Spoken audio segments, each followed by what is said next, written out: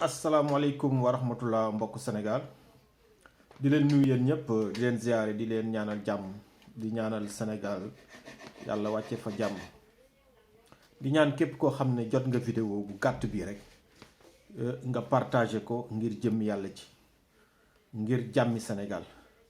Donc mooy invité sénégalais yëpp ak camp boo mën a nekk koo mën a faral koo mën a àndal na nga xam ne Sénégal moo ëpp loolu yëpp doole. Donc képp koo xam ne yaa ngi ci réew mi sa aqulaay taala en âme et conscience xam nga ne Sénégal fi mu nekk mu ngi ci guddi gu gët setagul sénégalais yi jaaxle nañ.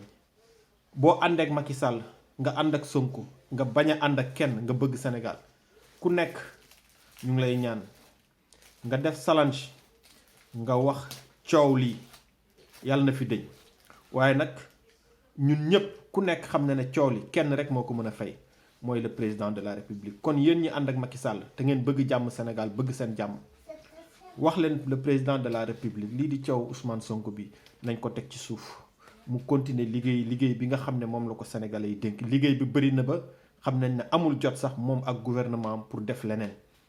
ñi nga xam ne aussi ñoo nekk ci beneen wàll wi ànduñoo kenn ñoom aussi nañu lancer message de paix boobu ñu teg coow li ci suuf sénégalais yëpp ñu àndoo nekk benn comme li président woote woon ci début Covid 19 bi. asalaamaaleykum wa rahmatullahi taala wa barakaatu.